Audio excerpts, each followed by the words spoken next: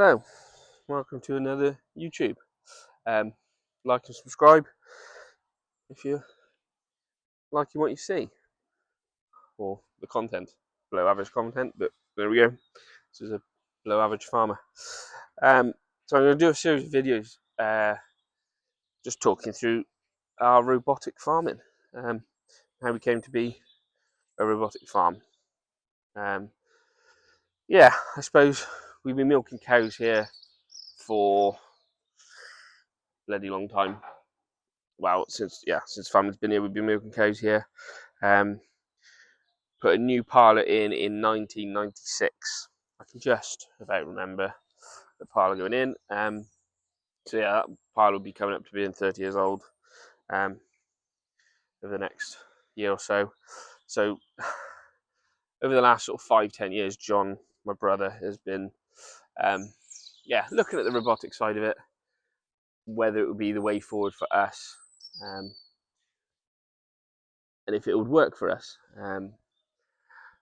What we'd looked at out there, probably going to be too expensive at the time. With other things, bits and bobs going on the farm, it was going to be too expensive, and so it was just kicking the can down the road a bit. But then, a couple 4 years ago, we really started looking and thinking, well, parlour is coming sort of to the end of its life, and there would be some kind of investment needed in that. So whether we invest our money in a new parlour, which would probably meant like a new building, or fairly hefty upgrade in the infrastructure around the parlour, and then with that tying ourselves into physically milking the cows, then manually, well, not manually, but manually putting cups on and stuff, for the next sort of 25 years,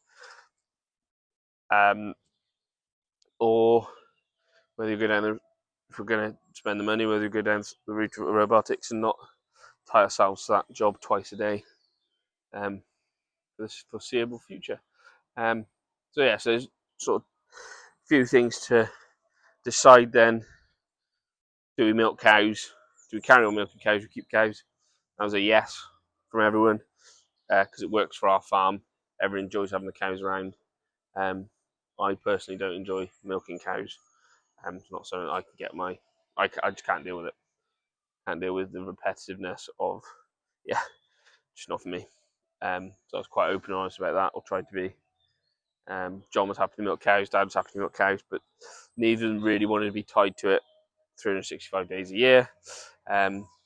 So then it was like, well, labour-wise, are we going to find someone that wants to sort of milk cows a bit, do a bit of the general stuff around the farm, do a bit of track driving, this sort of thing. And those sort of people are very few and far between, I think. We've seeming to experience, that was sort of our experience of it.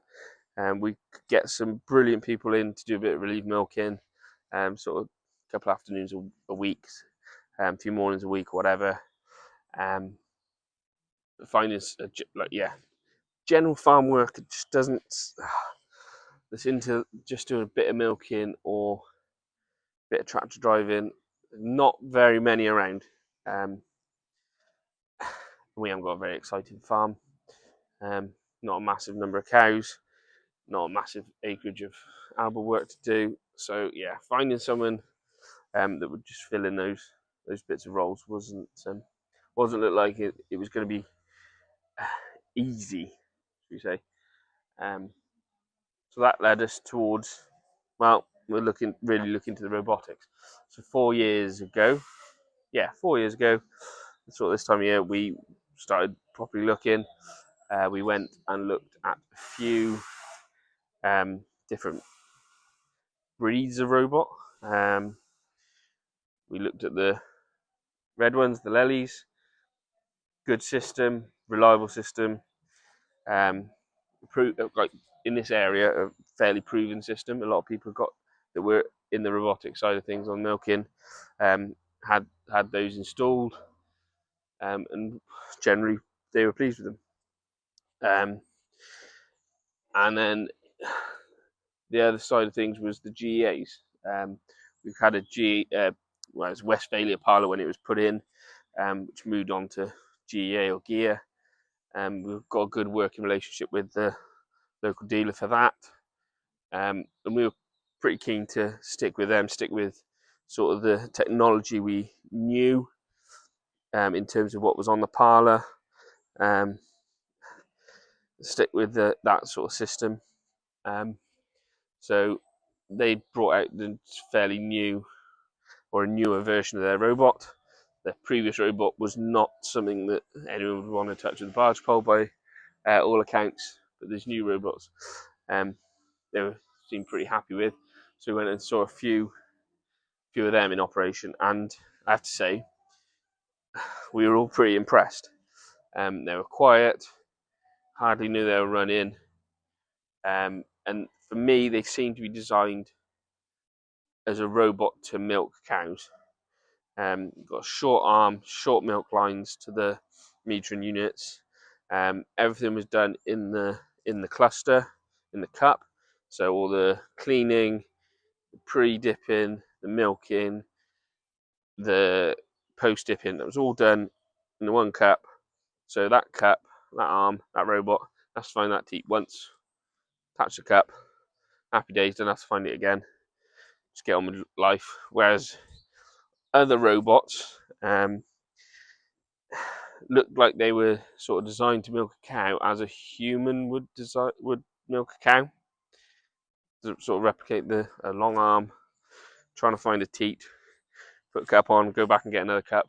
Just didn't seem right. Didn't seem right to me. Or they had like brushes and whatever. So they were trying to find that teat 2 or 3, possibly 4 times during the milking routine. So constantly finding that teat is the hardest part of milking the cow with the robots. So you only have to do that once, it speeds everything up. Quicker attachment time. So you've got a quicker attachment time, just in terms of you just got to find that once. The cup's attached, milking's way. The rest of it is fairly simple. It's just an automated milking system. And then everything that was all the parts of the actual robots, all the milk and metering units and everything, that was very similar to what you get on a parlour anyway. So that was proven sort of tech, proven designs. It was just all automated. So you just have a load of valves in there that open and close different bits and bobs on its own. And it's all automated. So yeah, that's where we were leaning towards then with going with the gear. Other pluses were that you could get they were designed so that you have a pit around the robot, so that you have access then. So you've got a pit around the robot, so you have access then around the robot and really good access to the back of the cow when she's milking in the box. So if you need to treat her with a bit of Edamint, or just have a closer look at her, dry the cow off, attach that cup manually, you can do it. It's easy, it's straightforward, it's right there. So that was another plus for us. And then you've got different systems for cow access. So you've got controlled access, where the cow's sorted to either go to the robot or not go to the robot, whether she's got an allocation or not. Free flow, where the robots are just in the shed, the cows can get in and out.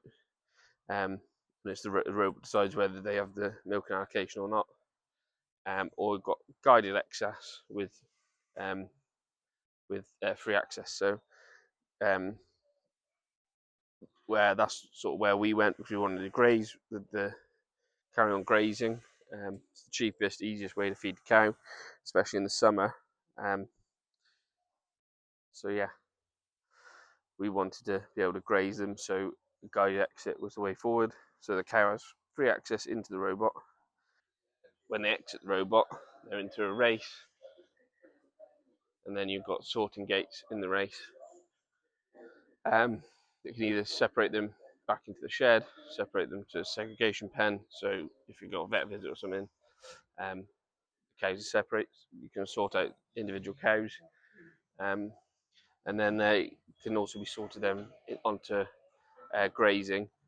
So we've got 2 sorting gates, one at the end of the race, one in the middle, one at the end, and that decides where they go grazing when the cows are out grazing. So that was all pluses for going down the route of the gears, and how they were doing, or how they operated. So what were your main reasons then, Dad? So this is Dad. What were your main reasons for going with a gear robot, or down the robotics route to start with, anyway? Well, I think one of the main drivers in the robots was obviously the milking parlour was installed 1996, the original milking parlour, which was taking, just even for our small number of cows, it was sort of taking 2 hours night and morning to milk. Obviously, labour is becoming a bit of an issue. It was getting more difficult to get anybody to milk for us. Our problem really was that because we were a small herd, we didn't really need anybody full time, but we found that we sort of needed somebody just to cover a bit when either silage making or any family dues or anything that we needed when everybody needed to be away from the farm. So the robots looked as if that was a good way to go. Obviously, they were considerably more expensive than a milking parlour, but then when you take in all the advantages of the robot, then it's been a good move. Yeah, I don't know whether by the time we would have had to put in a parlour, probably had to put up a new shed for the parlour as well. There probably wouldn't have been a much difference in the investment, I don't think. No, I don't think. I agree with you. I don't in terms think of there putting was. No. For where we were, like, we wouldn't have been able to put a parlour back into where we were. No. It would have had to be like completely ripped out and redesigned, and probably put up a new barn somewhere. And so I don't think, in terms of investment, I think we were probably in the sort of same boat, weren't we? Yeah. Like, Yeah. it was going to cost X amount. It was just what we wanted to have at the end of the day, wasn't it? Yeah.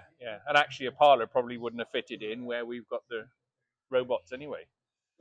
No. So you know, because we would have needed to go for a reasonably big parlour, you know, to gain the benefits of a robot. Well, yeah, it's like you said, milking like 2.5 hours each time a day. Like, we want to cut that down to sort of an hour and a half of milking. Then you've got an hour and a half of prep and cleaning up afterwards. Yeah, that's right. So you'd be looking at going from like a 8/16 to whether you went to a 16/16, or you'd have to put in a fair parlour for the number of cows to get that output. That's right. That's it. Yeah. But the trend seems to be now, doesn't it? Like people with sort of, I don't know, 100 to 200 cows, then they seem to be more of a trend going to robots now. The bigger herds, obviously, you can use rotary parlours, so you can get a lot of cows through in quite a short space of time. But there's no way we'd ever justify rotary parlour for our cows, certainly not a new one anyway. Plus, of course, it takes up a lot of room. So the robots, we're definitely, I think, the route to go. It's obviously a big change for us, but 2 years down the road, it's pretty good. So it made sense. So it made sense for us for where we were heading and what we wanted to have from the cows, really. Yeah. And how we just got a new heifer here. I'll just put the units on. So he's just off now to put just attach fresh calved heifer. So that is one of the benefits that we saw with having the gear robots. Is that he's just down in the pit there now. You can manually attach her, get her attached, just like normal milking in a parlour. She's just she's attached now and she'll milk away. So that was part of the benefit of having the gear system. I'll be honest, I don't really know how they do it in other robots. We didn't look that closely into the others, into the nitty gritty, because we saw that and thought, those are the robots for us. So in the next video, I'll discuss where we were sort of 2 years ago with installation and getting started with the robots, how we got them into the shed, sort of the design element of it, and getting started. But yeah, see you next week. Top job.